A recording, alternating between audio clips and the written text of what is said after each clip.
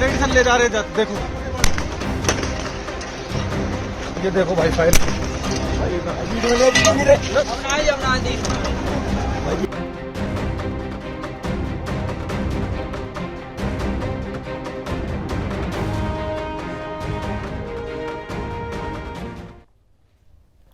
नमस्कार, सुदर्शन न्यूज में आपका स्वागत है। मैं हूं मुकेश कुमार और आप देख रहे हैं जवाब तो चाहिए। जवाब तो चाहिए में आज बात जारी रहेगी मेवात पर, और हरियाणा के मेवात के साथ साथ देश के दूसरे हिस्सों में छिपे मेवात को भी आज सामने लाने की हम कोशिश करेंगे। हरियाणा के मेवात वाले दंगों में जिन्होंने जान गंवाई, जिन पर गोलियां चली, जिन लोगों को मंदिर में छुप कर अपनी जान बचानी पड़ी, जिन महिलाओं ने उस दृश्य को देखा, उस दहशत से जो होकर गुजरा है, उनके अनुभव को तो आज हम आपको सुनवाएंगे ही। इसके अलावा कुछ ऐसे वीडियोस भी आपको दिखाएंगे जो अब तक शायद आपके सामने नहीं आए होंगे। मेवात में जिहादियों की उन्मादी भीड़ हाथों में हथियार लेकर नाराए तकबीर और अल्लाहू अकबर का नारा लगाते हुए हिंदू श्रद्धालुओं की तरफ ऐसे बढ़ रहे थे मानो वो उनके सदियों के दुश्मन हो। वो दिखे नहीं कि उन पर टूट पड़ना है और उनके चीथड़े कर देने हैं। हिंदुओं के प्रति घृणा और अकारण द्वेष में आकंठ डूबे इन जिहादियों ने योजनाबद्ध तरीके से हमले किए। महाभारत कालीन मंदिर को चारों तरफ से घेर कर मंदिर आने वालों पर गोलियों की बौछार की। क्या श्रद्धालु, क्या पुलिस, सभी पर हमले हो रहे थे।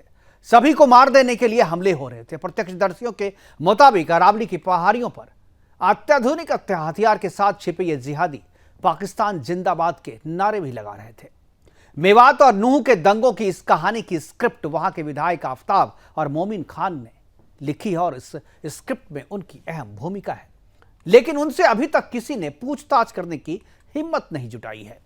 यह कहानी तो केवल एक मेवात की है जो कि हरियाणा में है, जो आज आपके और हमारे सामने आ गई है। लेकिन जहां भी मुस्लिमों की आबादी 25% से ज्यादा हुई है, वहां इनका यही रूप देखने को मिला है। कश्मीर में इनकी आबादी 67% है और वहां हिंदुओं के साथ क्या हुआ किसी से छुपा हुआ नहीं है। बंगाल में इनकी आबादी 30% से ज्यादा है और वहां हिंदुओं के साथ क्या हो रहा है यह बताने की जरूरत नहीं है। राजधानी दिल्ली के जिन इलाकों में इनकी आबादी 25% से ज्यादा है, वहां दंगा फसाद और हिंदुओं के साथ हिंसा आम बात है। आज बात करेंगे केवल हरियाणा के मेवात की नहीं, बल्कि बात करेंगे हम देश के उन सभी इलाकों की, उन सभी जिलों की, उन सभी शहरों और सभी कस्बों की बात करेंगे जो या तो मेवात बन चुके हैं या मेवात बनने की कगार पे हैं। देश को मेवात बनाने से बचाने के लिए उनको जगाने की जरूरत है, लोगों को जगाने की जरूरत है। और जिनकी रगों में कौम दौड़ती है, जो कौम के आगे ना तो देश को मानते हैं, ना संविधान को मानते हैं और ना ही इंसानियत को, उनसे निपटा कैसे जाए, उसका इलाज क्या किया जाए, आज अपने प्रोग्राम में हम यही चर्चा करेंगे और जानने की कोशिश करेंगे कि मेवात के देशद्रोहियों को कौन दे रहा है संरक्षण। देश में और कितने मेवात हैं? क्या वोट बैंक की खातिर राजनीतिक पार्टियां देश के साथ गद्दारी करने से भी बाज नहीं आएगी? करेंगे चर्चा, और चर्चा के लिए हमारे साथ कुछ मेहमान हैं, उनसे हम आपका परिचय करवाएंगे। लेकिन पहले एक छोटी सी रिपोर्ट देखते हैं और कुछ विजुअल्स हमारे पास हैं, वो भी हम आपको दिखाते हैं। उसके बाद मेहमानों से परिचय करवाएंगे और चर्चा की शुरुआत करेंगे।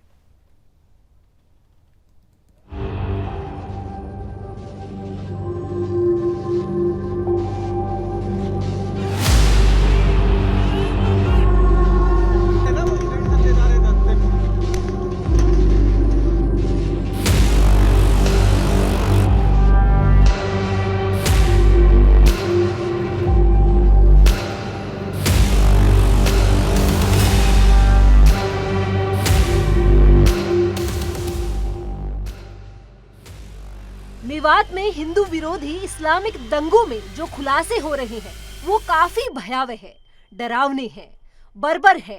जैसे ही भगवा यात्रा मेवात पहुंची, अल्लाहू अकबर बोलते हुए इस्लामिक भीड़ ने हिंदुओं पर हमला बोल दिया। अचानक से ईंट, पत्थर और बंदूकों के साथ जिहादी झुंड ने हिंदुओं पर हमला बोल दिया। और ये वीडियो ध्यान से देखिए। जिहादी झुंड शिव मंदिर पर हमला बोल रहा है। गोलियों की तड़तड़ाहट, जी से ये आवाज सुनिए। ये देखो भाई फाइल गोलियों की तड़तड़ाहट भरी ये आवाज सुनिए।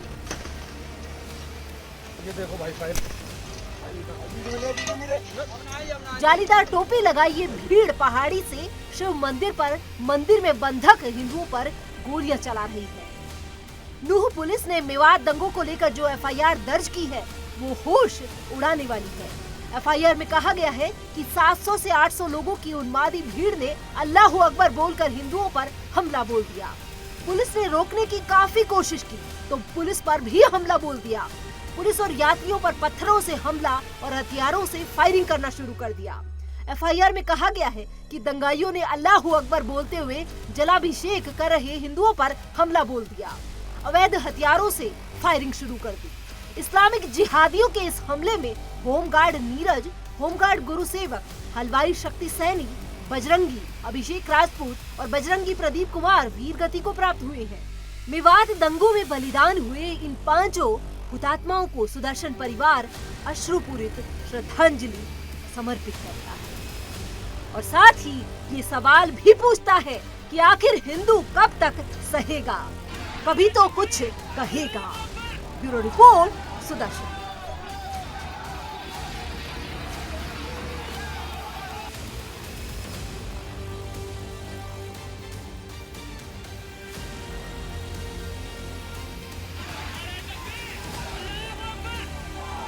है ना वो टेंशन ले जा रहे थे, देखो।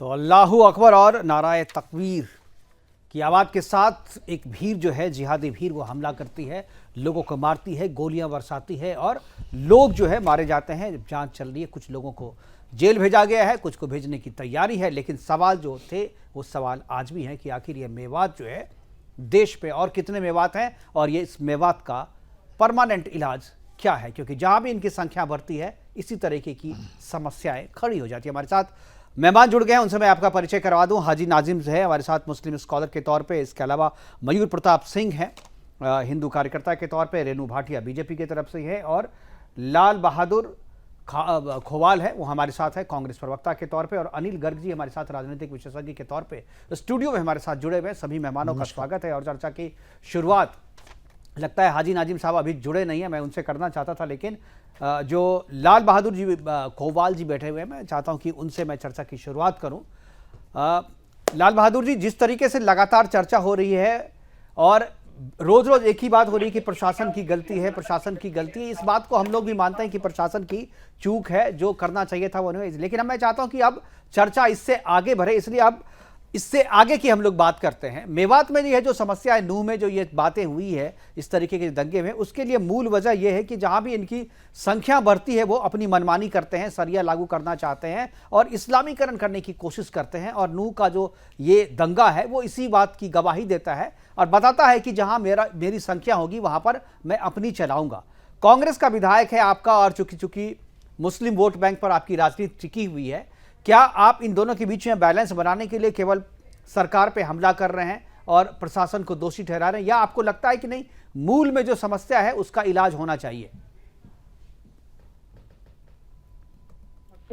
जी ऐसा है सर, मुकेश कुमार जी। एक्चुअल में आपने कहा कि अब प्रशासन को, सरकार को कोसना बंद कर दें, लेकिन सच्चाई यही है कि असमय रहते प्रशासन को इस बात की नॉलेज थी। जिस तरह के, जरा इनका ऑडियो सुनाई नहीं दे रहा, इनका ऑडियो जरा स्टूडियो में दीजिए। जी आप बोलते रहिए। जिस तरह से वहां पे घटना हुई और घटना से पहले सोशल मीडिया पे जिस तरह से मैसेज वायरल हुए, तो हमारे हरियाणा की पुलिस, सीआईडी, खुफिया एजेंसी क्या कर रही थी? क्या समय रहते इसका इलाज नहीं किया जा सकता था? इस बात पे गौर करने की जरूरत है। और फिर वही बात करने लगे। देखिए ये चीज 2-3 दिन से हम लोग लगातार चर्चा कर रहे हैं, एक ही बात कांग्रेस कह रही है। आपने अभी तक अपने विधायकों से तो कुछ पूछा नहीं, दोनों विधायक आपके हैं, आपकी पार्टी के विधायक से तो कुछ पूछते नहीं, एक ही चीज बार बार कह रहे हैं। मैं कह रहा हूं कि इससे आगे, मैंने कहा मेवात का इलाज क्या है, मैं उसी पे आ रहा हूं। इसके लिए हमें काउंसलिंग करने की जरूरत है। सरकार ने, ये सरकार का काम बनता है, सरकार की ड्यूटी बनती है कि वह काउंसलिंग होनी चाहिए थी, सर्वधर्म सम्मेलन होने चाहिए थे। अच्छा, सभी मतलब आतंकियों की काउंसलिंग होनी चाहिए कि आतंक छोड़ दो, ये कह रहे हैं। ऐसा देखो, ऐसा है, इस पहलू पे अगर हम जाएंगे, मैं भी एक हिंदू हूं, मैं आर्य समाजी हूं, मैं गुरुकुल आर्यनगर का मंत्री हूं, मैं गो भक्त हूं, और मैंने यहां बहुत से गो तस्करों की सजा भी करवाई है। लेकिन इसका मतलब यह नहीं है कि जिस तरह से एक धर्म के नाम पे किस तरह से एक ये पॉलिटिक्स की जा रही है, किस तरह से लोगों को लड़ाया जा रहा है, आपको इसमें भी किस तरह पॉलिटिक्स से दिख रहा है। इसमें क्या पॉलिटिक्स इसका है? अच्छा मतलब ठीक है, ये पॉलिटिक्स नहीं से है। दिख रहा है तो क्या पॉलिटिक्स है, बताइए जरा, क्या पॉलिटिक्स है? पॉलिटिक्स में मुकेश कुमार जी आप अच्छी तरीके से जानते हैं इस नहीं, चीज मैं को। नहीं जानता हूं, आप यह बताइए क्या ना। पॉलिटिक्स है? मैं नहीं जानता हूं, आप ये बताइए मुझे। धर्म के नाम पर किस तरह से यहां पहले से एक वीडियो वायरल किया जाता है, किस तरह से अरे क्या ले क्यों दे भी उस पर करके बैन एक लगाया वीडियो गया? एक वीडियो वायरल होता है, मोनू मानेसर को आने की बात मोनू करता है मानेसर और सारे और मुसलमान जो मुस्लिम है एकजुट हथियार लेके खड़े हो जाते हैं कि आओ उन्होंने मोनू अच्छा मानेसर काम के नहीं नाम पे मैं सारे किया। हिंदुओं उन्होंने को अच्छा काम बलि नहीं चढ़ा किया। दूंगा। मुस्लिमों ने अरे जो काम किया हो जाइए, वो अच्छा शर्म नहीं किया। कीजिए सर, अरे कुछ कुछ तो मैं शर्म ये कह कीजिए रहा हूं आप। कि मुसलमानों ने जो काम किया वो अच्छा काम नहीं किया। अरे अच्छा काम नहीं किया। वो एक बहादुरी का काम नहीं है, वो एक शर्मनाक काम है।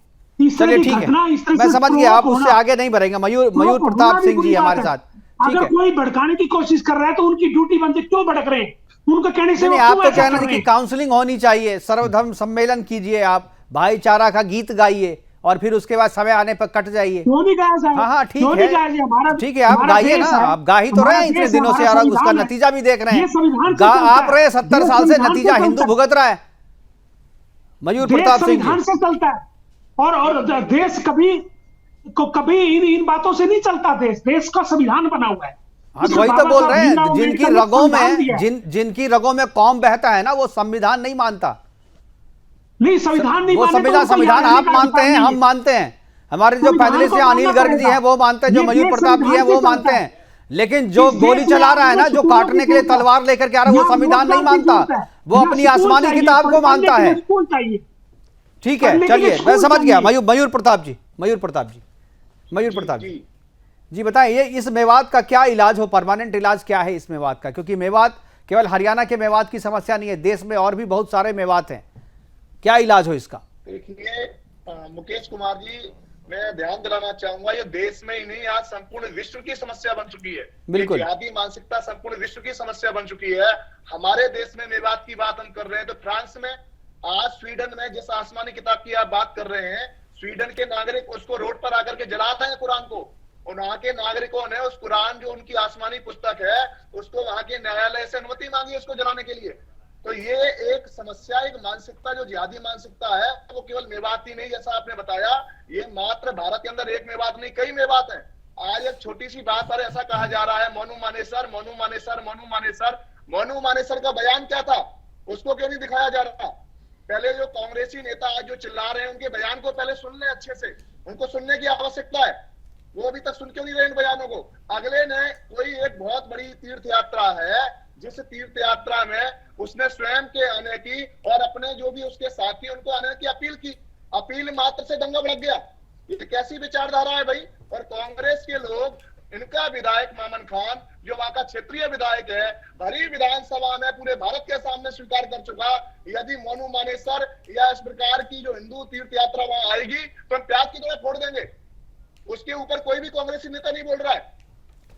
बिल्कुल, यही बात मैं 2 दिन से पूछ रहा हूं, सारे जो कांग्रेस के लोग हमारे पास जुड़ रहे हैं, सबसे मैं यही सवाल कर रहा हूं। ठीक है, मैं समझ गया। अनिल गर्ग जी हमारे साथ है स्टूडियो में, हमारे साथ बैठे हुए अनिल गर्ग जी, क्या लगता है ये पूरी समस्या, आप पता है 3 दिन से आप लगातार नजर बनाए हुए हैं इस पे, ये जो चीजें हैं, जिस तरीके से मेवात पूरे देश में पैदा हो रहा है, और ये जो चीजें हैं कि 25% से ज्यादा जहां भी इनकी आबादी होती है वहां पर ये इसी तरीके के काम को अंजाम देते हैं, वहां पर ये दंगा, वहां शांति जो है फैलना निश्चित है, चाहे कितना भी कुछ कर ले, अशांति ये फैलाएंगे और अपने तरीके से इस्लाम को लागू करने की कोशिश करेंगे। परमानेंट इलाज क्या है? मुकेश जी, मुझे एक 25-30 सेकंड दीजिएगा जी। मैं अपने कांग्रेस के साथी से बिल्कुल सहमत हूं उनकी बात से कि दंगों पर राजनीति हो रही है, लेकिन शर्म की बात यह है कि राजनीति का प्रकार अलग किस्म का बताया जा रहा है। एक धार्मिक यात्रा जिसमें बुजुर्ग, महिला, बच्चे सब शामिल थे, उसको घेर करके, आगे पीछे से घेर करके योजनाबद्ध तरीके से उन पर गोलियां बरसा जाती है, उनको मारा जाता है, पुलिस को मारा जाता है,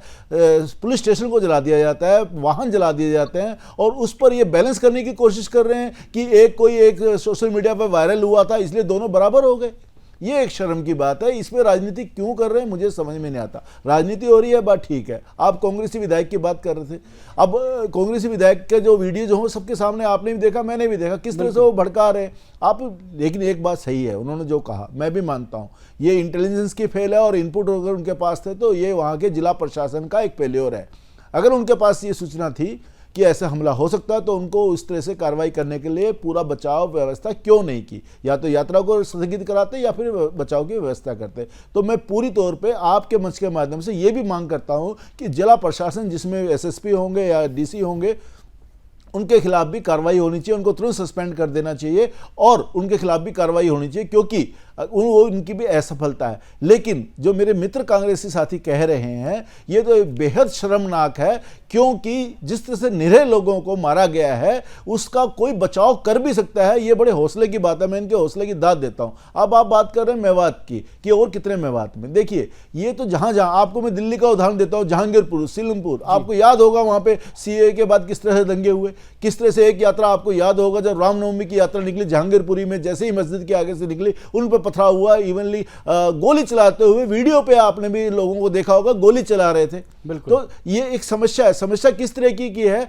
अगर कोई मुस्लिम धर्म यात्रा निकलेगी तो डर ये होता है प्रशासन, शासन प्रशासन को, ये कहीं दंगा ना फैला दे, आसपास की दुकानों को लूट ना ले, इस तरह से उसको रोकने की व्यवस्था की जाती है। जब कोई हिंदुओं की यात्रा निकलती है तो उन पर कोई हमला ना कर दे, इस तरह की व्यवस्था की जाती है। ये दोनों तरह की व्यवस्था पुलिस का जो की जाती है, यही एक रूप दिखाता है कि दोनों के धर्म को मानने वाले लोग किस तरह से शासन व्यवस्था को मानते हैं, किस तरह से संविधान को मानते हैं। मेरे साथी ने ठीक कहा, देश संविधान से चलता है, इसमें कोई दो राय नहीं, लेकिन संविधान को अगर कोई ना माने तो उनके खिलाफ एक्शन लेना चाहिए कि नहीं लेना चाहिए, किस तरह का एक्शन लेना चाहिए। मैं आपको एक बात बता दूं, गुजरात में बहुत ज्यादा मुस्लिम रहते हैं, वहां क्यों नहीं दंगे होते? उत्तर प्रदेश में जब से योगी शासन आया वो क्यों नहीं इस तरह दंगे हो रहे? क्योंकि वहां पे तुरंत गैंगस्टर एक्ट लागू होता है।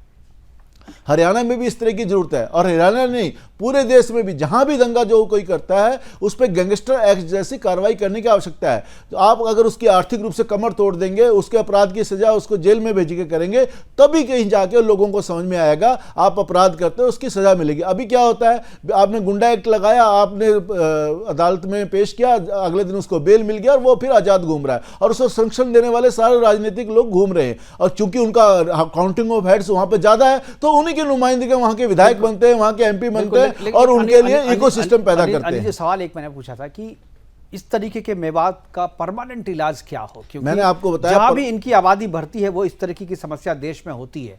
दिल्ली में भी आपने देखा, आपने उदाहरण में दिया, बंगाल में देखें, बिहार में देखें, कश्मीर में तो हमने सबने देखा है। अब ये नूह और मेवात, हालांकि पूरा जो हरियाणा है, हरियाणा में इनकी आबादी जो है उस लिहाज से नहीं है, लेकिन नूह में ये 70% से 80% के बीच में है, और इसीलिए ये समस्या हुई है और इसीलिए दंगा हुआ है। क्योंकि यहाँ पर ये जानता है कि कानून व्यवस्था को अपनी पॉकेट में रखते हैं, बात किसी की नहीं मानते, जो इनको करना होता है वही करता है। इसीलिए शायद गूगल ने भी जो है ना इनको नो डिलीवरी जोन घोषित कर रखा है। गूगल का कुछ भी जो है नूह में और मेवात में डिलीवरी नहीं होता, सबको पता है वहाँ पे, फिर भी उस पर कार्रवाई नहीं होती। परमानेंट इलाज क्या है? क्यों नहीं, जिन लोगों की पहचान हो रही है उस पर बुलडोजर चलाने की बात सरकार क्यों नहीं कर रही है? देखिए, मैं आपको फिर कह रहा हूं, काउंटिंग ऑफ हेड्स के कारण कुछ राजनीतिक पार्टियों की वहां मजबूरी रही होगी, लेकिन देश का आम निवासी इससे बेखबर नहीं है और देश का मीडिया भी इससे बेखबर नहीं है।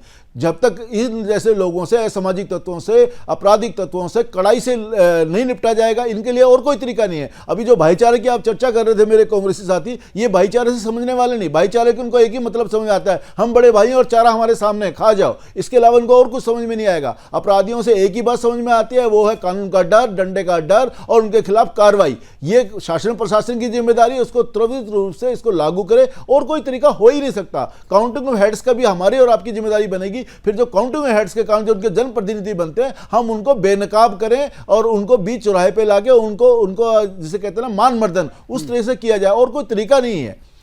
बिल्कुल, हमारे साथ रेणु भाटिया जी जुड़ गई हैं, फोन लाइन पे हैं, वीडियो से शायद कुछ प्रॉब्लम हो रही है। रेणु भाटिया जी, स्वागत है आपका। और सवाल आपसे, चूंकि आप सत्ता में हैं और सरकार, हालांकि मुख्यमंत्री ने कह दिया कि वसूली की जाएगी दंगाइयों से, लेकिन केवल वसूली से बात बनती दिख नहीं रही है। जिन लोगों के चेहरे सामने आ गए हैं, जिन लोगों की मकान की पहचान हो गई है, उन पर बुलडोजर की कार्रवाई क्यों नहीं हो? लोग कह रहे हैं कि भाई जब पहचान हो गई है तो बुलडोजर चलाया जाए, उनके घर को ध्वस्त किया जाए, ताकि लोगों में एक मैसेज जाए कि आगे से इस तरह की करेंगे तो हम मिट्टी में मिला दिए जाएंगे। इस तरह की कार्रवाई के लिए सरकार क्यों नहीं आगे बढ़ती है? किस बात का डर है? देखिए मुकेश जी, मैं अभी अपने सभी भाइयों को सुन रही थी और मैं समझ रही थी कि सबके दिल में कितना दर्द है। मेवात में जो हुआ खून खराबा और जिन लोगों की जान गई, उन लोगों का क्या कसूर था? उनमें से तो 2 लोग तो ऐसे थे जो एक सुरक्षा कर्मी थे होमगार्ड के और एक हलवाई की दुकान पे कार्य करते थे। दोनों में से एक भी व्यक्ति इस यात्रा का हिस्सा नहीं था, लेकिन फिर भी उन लोगों ने जान गंवाई, वो शहीद हुए। ऐसे में अगर इस तरह के लोग जो ये दंगा फसाद करते हैं, जिस तरह से आप लोग वीडियो दिखा रहे हैं कि पेड़ों पर बैठकर और पहाड़ों पर बैठकर, ये इसका मतलब ये पहले से तय कर चुके थे कि जब यहाँ यात्राएं जाएंगी हम उनके ऊपर दंगा फसाद करेंगे, उन लोगों को मारेंगे, उन लोगों की यात्राओं को सफल नहीं होने देंगे, उनके धर्म में खलल डालेंगे।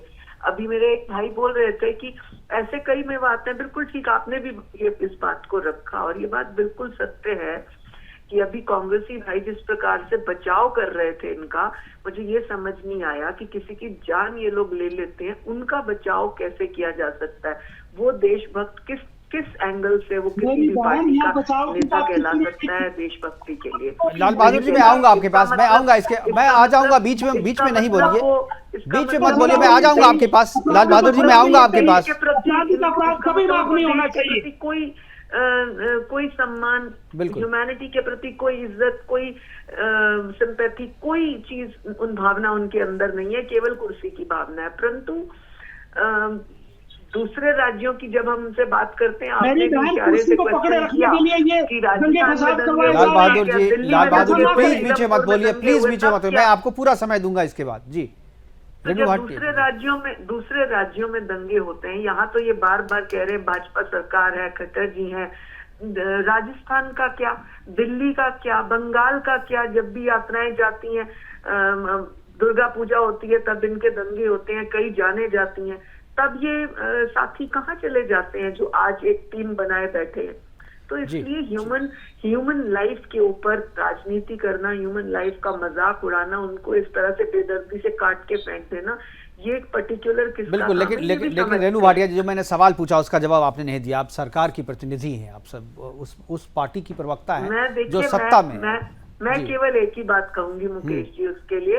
माननीय मुख्यमंत्री जी ने सुबह भी कहा, कल भी उन्होंने इसी बात को कहा, एक व्यक्ति चुना जाएगा, जो भी इसमें आरोपी दोषी होगा उसके खिलाफ सख्त कार्रवाई होगी। नहीं, देखिए उन्होंने बिल्कुल सही कहा, हम सम्मान करते हैं उनका, और वो उन्होंने बहुत अच्छी बात कही कि कार्रवाई की जाएगी और वसूली की जाएगी।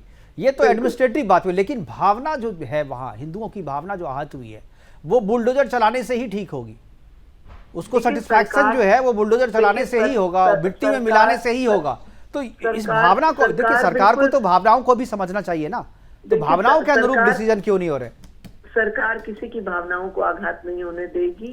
जो जिसके खिलाफ जैसी कार्रवाई बनती है, सख्ती से उनके खिलाफ कार्रवाई की जाएगी, कानून को लागू किया जाएगा। और मुझे उम्मीद है कि एक व्यक्ति जिसने इस तरह की घटनाओं को अंजाम दिया है, जिसने बेदर्दी से इस तरह के लोगों की जान ली है, उनके खिलाफ सख्त कार्रवाई होगी। अब मुख्यमंत्री जी ने पहले ही कह दिया है, तो सख्त कार्रवाई होगी या हो भी रही है। और आज कुछ लोगों को न्यायिक हिरासत में भी भेजा गया है। लाल बहादुर जी कुछ बीच में बोलना चाह रहे थे। लाल बहादुर जी बोलिए, आप जो बोलना है आपको। ऐसा है, मेरी बहन अपनी पार्टी का जिस तरह से गुणगान कर रही थी, मैं इनको धन्यवाद देता हूं, क्योंकि इनकी ड्यूटी भी बनती है कि इस पार्टी में ये काम कर रही है उसकी पार्टी का गुणगान करना ही चाहिए, मुख्यमंत्री का भी गुणगान करना ही चाहिए। तभी तो ये सिस्टम और पार्टी में बना रहने का जो सिस्टम रहेगा। जी, आप अपनी बात रखें सर, ये तो समझ में आ गया। जी, मैंने कतई नहीं कहा कि उपद्रवी को बचाया जाए। जिन्होंने ये इतना बड़ा अपराध किया है, जिन्होंने एक गरीबों के बच्चों को किस तरह से उनकी बेचारे की जान गई है, पहले ये भी पता कर लें वो गरीबों के बच्चे वे कौन थे, वो किस धर्म के थे, किस जाति के थे, वो कितने बेचारे वो शोषित समाज से थे, ये भी पता कर ले। नहीं देखिए, ये मेरे भाई इतनी भीड़ में गोलियां चलाएगी, एक भी मुसलमान नहीं मरा उनकी गोली से, ये भी बड़ा सोचने वाली बात है। सारे के सारे हिंदू मारे गए, निशाना लगा करके चुन के मारे गए। वही तो बात है। प्लीज मुझे बोलने दे, एक बार मुझे बोलने दे प्लीज। मैं पूछना चाहता हूं, ये जो लच्छेदार भाषण टीवी के आकर के बोलते हैं, इनके बच्चे कॉन्वेंट स्कूलों में पढ़ते हैं, विदेशों में पढ़ते हैं, इनके बच्चे कभी नहीं जाते। जिस तरह से इनको भेजा जाता है तैयार करके, कहाँ की बात किस तरह कहाँ से कर रहे हैं विचारों सर, को, कहाँ की बात कहाँ कर रहे हैं? आपसे जो सवाल पूछा गया उस पे बोलिए ना। भेजा जाता है। अरे भाई, इस पे चर्चा नहीं हो रही है ना, किसके बच्चे कहाँ पढ़ रहे हैं। ऐसा होगा, इस तरह के लोग बेचारे, इस तरह के ये लोग बेचारे, मुकेश जी, की जान माल की हानि होगी। ये इस मुकेश तरह के जी, लोग क्यों नहीं, भेजा लेकिन जाता है लेकिन लेकिन इनको? लाल बहादुर जी, मुकेश जी, मेरा जो सवाल था उस सवाल का जवाब मुकेश आपने जी, पहले भी नहीं दिया और अभी भी नहीं दिया। मैं अनिल जी के पास जाना मुकेश चाहूंगा। जी, अनिल बड़ी के पास, शर्म जी। की बात है, अभी भी जो लोग यात्रा में घायल हुए हैं, जिन लोगों ने शहादत दी है, उनको बोला जा रहा है कि वो भेजे गए थे। यानी कोई भक्त अगर भक्ति करने किसी यात्रा में शामिल होता है तो वो आरोपित हो गया, वो षड्यंत्रकारी हो गया। अगर उनके खिलाफ किसी ने एक्शन लिया और वो मर गए तो मारने वाला भी वही दोषी है और मरने वाला भी वही दोषी है। कैसी बात कर रहे हैं आप? कैसे आप बैलेंस करने की कोशिश कर रहे हैं? अगर इसमें कोई दोषी है तो मारने वाला दोषी है, अगर कोई दोषी है तो उन मारने वाले को इकट्ठा करने वाला दोषी है, अगर कोई दोषी है तो उनको उसके लिए भड़काने वाला दोषी है, जैसे कि वहां के विधायक है। ये आप कह रहे हैं उनका धर्म और जाति देखना चाहिए। ये गरीब लोग जाते हैं बेचारे ऐसी जगहों पे, और गरीब आदमी जाते हैं, उनकी जान की कोई कीमत नहीं है क्या? ऐसी जगह पे इनको क्या गरीब आदमी के जान की कोई कीमत नहीं है क्या? इनको भेजा गया है, भेजने वाले तो किसने भेजा? क्या वो महिला बड़े बूढ़े सब भेजे जाते हैं क्या? शर्मनाक बात है ये। अनिल जी लाल बहादुर जी, देखिए आप लोग जो कह रहे हैं 3 दिन से यही चर्चा कर रहे हैं। मेरा सवाल जो था और जिस बात को लेकर आज मैं प्रोग्राम कर रहा हूं वो है कि देश में जो दूसरे मेवात हैं या जो हरियाणा का जो मेवात है, इसका परमानेंट इलाज क्या है? परमानेंट इलाज पे बात कीजिए ना। आप समस्या समझ में आ गई आपको तो आप समाधान की तरफ बढ़िए। मुकेश जी, किसी भी अपराधी का परमानेंट इलाज एक ही है। आप देश बारी बारी से अनिल जी पहले। आईपीसी किस लिए बनी है? सीआरपीसी किस लिए बनी है? संविधान अरे किस इन लिए सबसे है? ऊपर वो तो मानते नहीं ना आपके इस, अरे वो आपके आईपीसी को, सीआरपीसी को, संविधान को जो नहीं मानता है उसका क्या करेंगे आप? उनसे आप पूछिए ना, वो बोलता है ना संविधान पहले या कुरान पहले, तो बोलता है भाई कुरान पहले। भाई जो नहीं मानता उसके लिए कुछ करेंगे आप या इसी तरह? अरे लाल बहादुर जी, वो तो खुलेआम वो लोग कहते हैं ना कि हम संविधान से ऊपर जो है अपनी किताब को मानते हैं, तो उनका इलाज क्या हो? वो अगर लॉ एंड ऑर्डर के लिए समस्या हो जाए तो उनका किस तरीके से समाधान हो? मैं समाधान की बात कर रहा हूं कि किस तरीके से इलाज करेंगे आप उसका? उनका इलाज पुलिस है, उनका अरे पुलिस को वो मानती नहीं है ना। नूह में 80% वहां पर आबादी है, थाने का कुछ चलता नहीं, थाने को फूंक दिया उन्होंने थाने को फूंक दिया ना। और संविधान को खत्म कर दें, तो संविधान को तो वो खत्म कर ही दिए। वही तो मैं पूछ रहा हूँ आपसे, जो संविधान को नहीं मानता है उसका क्या इलाज है? अरे भाई क्या एक बार कहो ना, देश के गद्दार को गोली मारो सीने पे, कह दो एक बार, क्या दिक्कत है? गद्दारों को गोली मार देना चाहिए ना। मुकेश जी, हाँ। आप जिसकी चर्चा कर रहे हैं मेरे साथी वो नहीं बोलेंगे क्योंकि उनको लगता है उनका वोट बैंक इससे प्रभावित होगा, लेकिन मैं आपको दावे से कह सकता हूं इनका इलाज इकलौता इलाज सजा है। जैसे आपको मालूम इसके पीछे बड़ी बात क्यों है? देश का जो नूह और मेवात का इलाका है साइबर क्राइम में नंबर 1 पे आ गया, जमात्रा उसको पीछे छोड़ दिया है और उसी कारण से उन्होंने साइबर क्राइम वाले थाने को जलाया। ये बहुत बड़े सबूत जलाए गए हैं क्योंकि वो नहीं चाहते उस क्षेत्र में कोई पंछी भी मर मारे। इसका एक ही इलाज है, जैसे योगी जी ने किया है, आप गैंगस्टर एक्ट को लाइए, अगर आपका एक्ट नहीं है अध्यादेश लाइए और जो भी आरोपित आपको सामने नजर आता है उस पर आप तुरंत के तुरंत गैंगस्टर एक्ट लागू करके बुलडोजर को चालू कर दीजिए। जब जनता में संदेश जाएगा कि अपराधियों की नहीं चलेगी तो जनता का जो भय बीच में उन्होंने बनाया वो खत्म होगा और जनता भी सामने आएगी। इसके अलावा और कोई इलाज नहीं कि आप उनको सख्त से सख्त और त्वरित कार्रवाई करके उनको सजा दीजिए और दिखनी भी चाहिए, नहीं तो और तो कोई इलाज हो नहीं सकता इसका। बिल्कुल, और साहब लॉ एंड ऑर्डर को मेंटेन करना गवर्नमेंट का काम बिल्कुल है। और इसलिए मैं कह रहा हूं कि जिला प्रशासन को खिलाफ तुरंत कार्रवाई होनी चाहिए। मेरा और आपका काम नहीं है। मयूर जी कुछ बोलना चाह रहे हैं, ठीक है आप लोगों ने सब कुछ बोला। मयूर प्रताप जी कुछ बोलना चाह रहे हैं नीति है जी। सत्य सत्यम समाचरे जी, दुष्ट के साथ दुष्टता वाला व्यवहार ही काम आता है। तुलसीदास बाबा ने रामचरितमानस में लिखा है, जब समुद्र देवता नहीं मान रहे थे तो भगवान राम ने जब बांध चढ़ाना पड़ा जी, उन्होंने लिखा है कि भाई बहन होए ना प्रीत, बिना भाई के तो प्रेम भी नहीं होता। तो आज जो बात कही जा रही है, हरियाणा एक, हरियाणवी एक, इस प्रकार के कई नेतृत्वों के बयान आ रहे हैं, ये बिल्कुल ठीक बात है। हरियाणा एक है, हरियाणवी एक है, हाँ रहेगा, लेकिन हरियाणा एक और आतंकी एक, ये कैसे संभव है? बिल्कुल। ये इनका जो इलाज है वो बाबा जी का बुलडोजर ही है। इनकी संपत्तियों को कुर्क कराना चाहिए। ऐसे गद्दारों को जब तक सबक नहीं मिलेगा, आतंकवादियों को सबक नहीं मिलेगा, इनका मनोबल बढ़ता रहेगा। बिल्कुल, मनोबल बढ़ता रहेगा और इनके मनोबल को तोड़ने के लिए बुलडोजर जरूरी है और योगी सरकार की जैसी कार्रवाई भी जरूरी है। बिल्कुल सही कहा आपने। हमारे साथ हाजी नाजिम खान भी जुड़ गए हैं। हाजी नाजिम देर से जुड़े हैं लेकिन फिर भी स्वागत है आपका। और आपसे वही सवाल कि मेवात, जिस तरीके से मेवात में हुआ, हरियाणा में, देश में मेवातों की संख्या बढ़ रही है, ऐसे मेवात का परमानेंट इलाज आपकी नजर में क्या होना चाहिए? हाजी नाजिम कहना चाहूंगी हरियाणा की मैं शांति की अपील ताकि हरियाणा के अंदर हमेशा अमन व सुकून बना रहे, किसी भी अफवाह पर ध्यान ना दिया जाए। देखिए, अब रही बात कि आपने कहा कि क्या सोल्यूशन है। सोल्यूशन ये है कि उत्पाद मचाने वाले का ना तो कोई धर्म होता है, ना कोई ईमान होता है, ना कोई जात होती है, ना बिरादर होती है। उत्पाद मचाने वाले उग्रवादी होते, उनके खिलाफ सख्त होनी चाहिए। और जिस तरीके से वहां मस्जिदों में भी आग लगाई गई, वहां आगजनी भी मुसलमान दुकानें। अरे कौन सी मस्जिद में आग लगा दी गई भाई? कौन सी मस्जिद में मेवात में? कौन मुसलमान वहां घायल हुआ है? कौन सा मुसलमान घायल हुआ? नाम तो बताइए। को मार दिया गया, आपको पता भी है। मौलाना साहब को मस्जिद में इमाम साहब ने उनको गोली से मार दिया। आप गुड़गांव की बात कर रहे हैं जनाब, मैं मेवात और नूह की बात कर रहा हूँ। आप नूह और मेवात की बात करिए ना, जब निरी भीड़ को घेर के मारा गया। हरियाणा में नहीं है क्या, ये बता दीजिए। नहीं, आप मुझे बताइए, जो रिएक्शन होगा उसको एक्शन के बराबर माना जाएगा क्या? गोधरा में जो हुआ था उसकी प्रतिक्रिया गुजरात के दंगे के रूप में सामने आई थी। सुनो हाजी नाजिम साहब, बात अभी मेवात की हो रही है, नूह की हो रही है। हुआ तो आप आग लगा देंगे? इस तरीके की बात कर रहे हैं, शर्म आनी चाहिए अनिल कुमार जी। आप मंदिर हम उसको जस्टिफाई नहीं कर रहे, लेकिन आप नूह और मेवात वालों को कुछ कह नहीं रहे। मैं इसकी बात कर रहा हूँ। मुकेश जी, मैं भी इसमें बोलूं जरा। जी ठीक है, रेणु भाटिया जी बोलना चाह रही है। एक मिनट, ठीक है, आपने बोल दिया। एक बार बीजेपी के प्रवक्ता जुड़ी हुई है, वो जवाब दे रही है आपका। जी रेणु जी। देखिए, एक तो मुझे बहुत दर्द है कि कभी भी कांग्रेस इस बात को मानेगी नहीं कि उन्होंने किसी को दर्द दिया है, क्योंकि ये भी दर्द देना है कि अगर वो किसी को प्रोटेक्ट कर रहे हैं, किसी को दोषी नहीं मान रहे, ये भी एक बहुत बड़ा दर्द देना है जो 70 वर्षों से देते आए, आज भी बाज नहीं आए। हाजी साहब को मैं सुन रही थी, मुझे हैरानी हो रही है, वो कहने को हाजी हैं या हज करके आए हैं कि आज भी दंगों को वो मेरे यहाँ पे हुआ, तेरे यहाँ पे हुआ। हाजी साहब, मुझे शर्म आ रही है इस बात को सुनकर कि आप किस तरह से कह रहे हैं।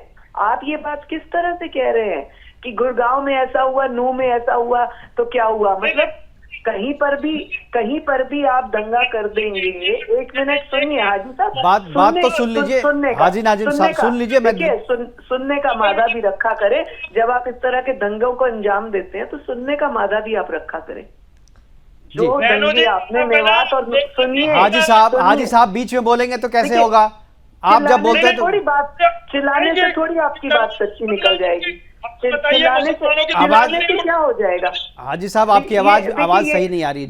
ये इन लोगों की मानसिकता है कि अपनी बात को दूसरे को दबाने के लिए अपने आप को चिल्लाने लग पड़ते हैं, लेकिन ये भूल जाते हैं कि चिल्लाने से बातें खत्म नहीं होती। बिल्कुल सच्चाई रहेगी। और जिस प्रकार से प्लान्ड दंगे करके नूह मेवात में जो लोगों को हैरास किया गया, जो लोगों की जान ली गई, जो महिलाओं को इतना हैरास किया गया, मुझे इस बात पे शर्म आती है कि इन्होंने ये ख्याल भी नहीं किया कि उस यात्रा में महिलाएं और बच्चे थे। इन लोगों ने अपनी जो भी ताकत दिखानी थी, क्या इस तरह की बातों में दिखाएंगे ताकत? और आज फिर अब ये गुड़गांव को लेकर बैठ गए हैं। मेवात की बात क्यों नहीं कर रही है? क्यों नहीं बता रहे कि कौन थे वो लोग? एक बार तो कह दें कि हाँ, जिस भी मैं सुनिए हाजी साहब, मैं आ जाऊंगा आपके पास, जवाब तो ले लीजिए। आपने सवाल किया है, जवाब ले लीजिए।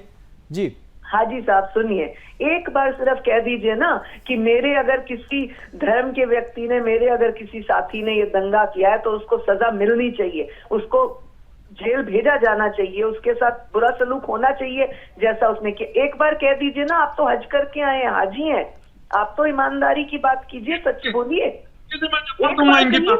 अरे कहिए कहीं इन्होंने कहा कि कहीं पर भी चलिए ठीक है, नहीं जवाब ले लीजिए रेणु जो जी। भी नहीं कहें- नहीं जाने कहेंगे। वाले मुकेश बिना जी नहीं धर्म कहेंगे। बिना जात है, उनका ना जात है सर, जो भी कसूरवार है उसको सजा मिलनी चाहिए।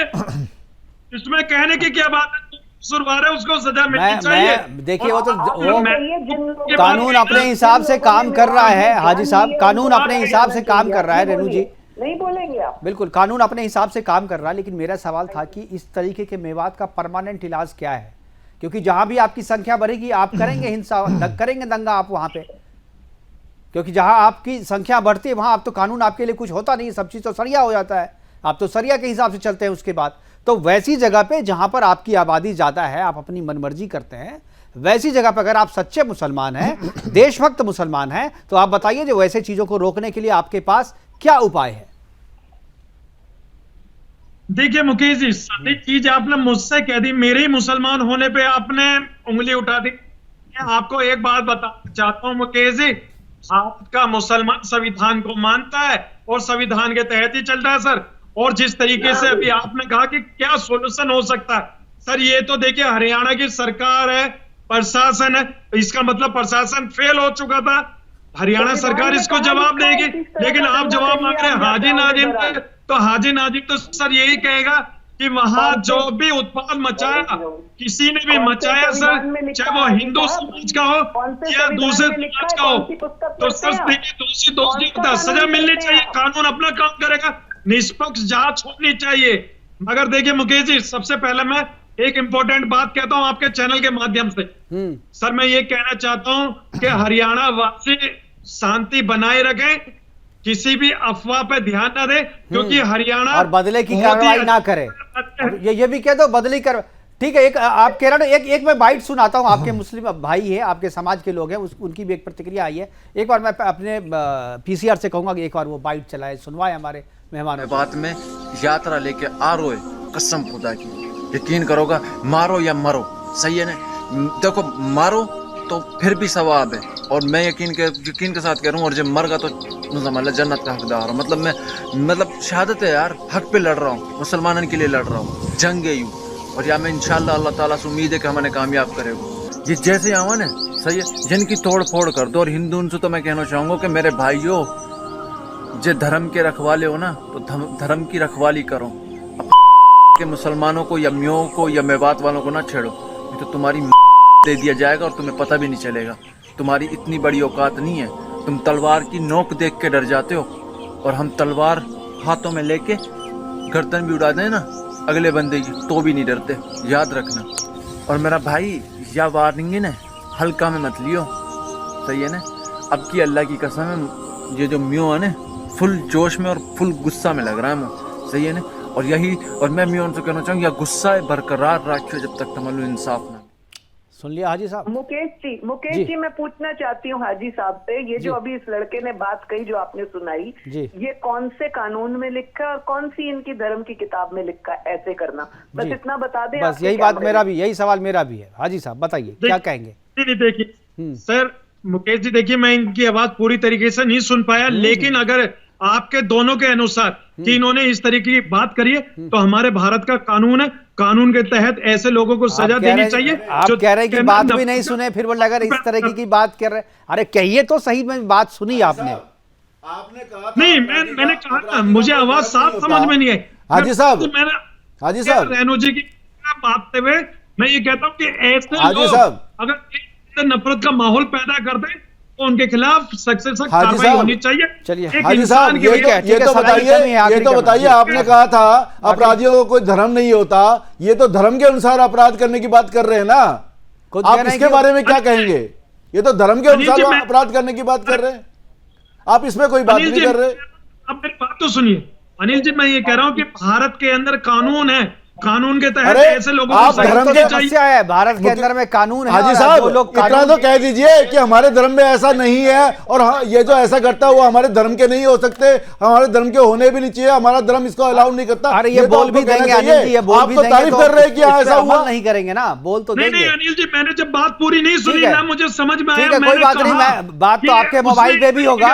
अरे ये बाइट तो आपके मोबाइल पे भी होगा। सर साहब, अगर यहाँ पे किसी की हार हुई है तो इस्लाम इस्लाम की हुई है, मुसलमानों की हुई है, बदनामी हुई है तो किसी की हुई है तो इस्लाम की हुई है। और आप इस्लाम के हैं, हाजी हैं, आपका कर्तव्य बनता है कि बाहर आके इसका खंडन करें और आप उसके लिए सफाई दे रहे हैं, ये आपके लिए भी अच्छी बात नहीं है। और ऐसा नहीं कि आपने बाइट अभी नहीं सुनी है तो पहले भी नहीं सुनी होगी। ये बाइट 2 दिन से ये इसका बयान जो है सोशल मीडिया पे है और सभी लोगों ने सुना है। और आपके मोबाइल पे तो 100% ये अवेलेबल होगा। फिलहाल हमारे पास समय की कमी है, प्रोग्राम को वाइंड अप करना पड़ेगा। और हमारे साथ जुड़ने के लिए हाजी साहब आपका, और मयूर प्रताप जी आपका, रेणु भाटिया जी आपका, लाल बहादुर जी आपका और अनिल गर्ग जी आपका बहुत बहुत धन्यवाद। आप जुड़े और अपनी अपनी बातें रखें। लेकिन मेवात पे जो चर्चा शुरू हुई थी और मेवात में जो समस्या है वो समस्या केवल इस दंगे की नहीं है, क्योंकि ये तो अभी पर्टिकुलर इस समय की समस्या है। लेकिन जिस तरीके से आबादी बढ़ने के बाद से ये समस्या पैदा करते हैं, ये समस्या मेवात की ना होकर के पूरे देश की है। हमारे पास और भी बहुत सारी ऐसी रिपोर्ट है जहां पर मेवातों की संख्या बढ़ रही है। आपके इलाके में भी बहुत सारी ऐसी जगह होंगी आपके आसपास में जहां पर इनकी संख्या बढ़ रही होगी। तो इनकी संख्या बढ़ रही होगी, वो आपके लिए समस्या है। इसका समाधान सरकार दे कि जब मेवात की संख्या देश में बढ़ेगी तो उसका समाधान कैसे हो, उसका समाधान कौन करे, ये जब तक सामने नहीं आएगा तब तक ये समस्या यूं ही बनी रहेगी। फिलहाल अभी तक के लिए इतना ही, दीजिए इजाजत, नमस्कार।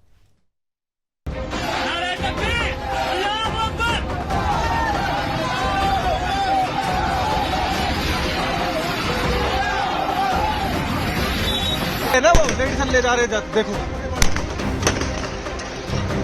ये देखो भाई फाइल।